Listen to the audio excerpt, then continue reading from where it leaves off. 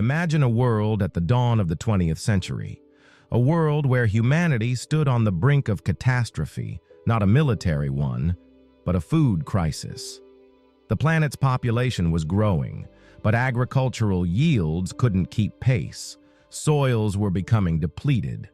The main problem was nitrogen, a key element for plant growth and, consequently, for food production.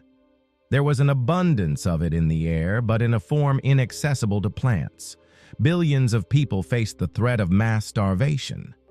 Humanity desperately needed a revolutionary solution to feed itself. And so, at this critical moment, Fritz Haber, a German chemist of Jewish descent, a genius with extraordinary intuition, stepped onto the scene. His laboratory became the arena for one of the most significant scientific revolutions. In 1909, Haber, working with Carl Bosch, developed the Haber-Bosch process, a method for synthesizing ammonia from atmospheric nitrogen and hydrogen at high temperatures and pressures. This was a breakthrough that enabled the industrial production of artificial fertilizers. Suddenly, crop yields skyrocketed. Fields that previously yielded little now abounded. Today, almost half of Earth's population owes its existence to this process. Without it, billions of people simply could not have been fed.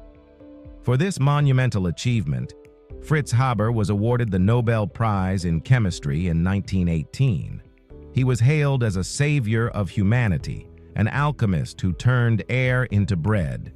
But the story of Fritz Haber is not just one of triumph. He was a man whose legacy proved terrifyingly paradoxical. With the outbreak of World War I, Haber's patriotism took a fatal turn. He believed that science should serve his country in its hour of need, even if it meant crossing ethical boundaries. Fritz Haber, the savior of humanity, became the father of chemical warfare. It was Haber who actively developed and promoted the use of chlorine gas as a chemical weapon. He personally oversaw the first large-scale gas attack in history during the Second Battle of Ypres in 1915. Thousands of Allied soldiers died in agony or were left disabled. His wife, Clara Immerwahr, the first woman to earn a chemistry doctorate in Germany and a pacifist, was deeply distressed by his work. She pleaded with him to stop. Tragedy in Haber's personal life soon followed. A few days after the gas attack at Ypres, Clara Immerwahr committed suicide, shooting herself in the chest with his service revolver. It was her desperate protest against his work. Despite this, just days after her death, Haber departed for the Eastern Front to organize the next gas attack. His relationship with his son was also destroyed. Fate played another cruel trick on him. Haber, a Jew who converted to Christianity for his career and patriotically served Germany, eventually became a victim of the Nazi regime himself. After Hitler's rise to power in 1933, Haber, despite his services to Germany and his Nobel Prize, was forced to flee the country due to his Jewish heritage. Exiled from his own country, which he had served until his last breath, Fritz Haber wandered across Europe seeking refuge. He worked in Cambridge, then in Basel.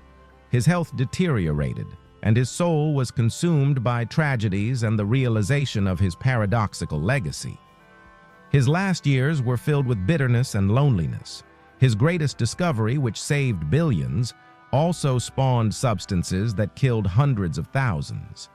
And his scientific research on pest control later formed the basis for the creation of Zyklon B, the gas used by the Nazis in gas chambers to exterminate Jews, his own people.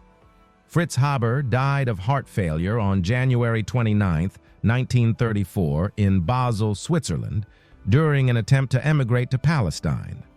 He passed away without finding peace from his achievements, which were simultaneously a blessing and a curse. Fritz Haber's legacy remains one of the most complex and contradictory in the history of science. He was a man whose brilliant invention prevented global famine, literally feeding the world and altering the course of human history. Yet, He was the same man who actively applied science for mass destruction, becoming a symbol of the moral dilemmas scientists face in times of war.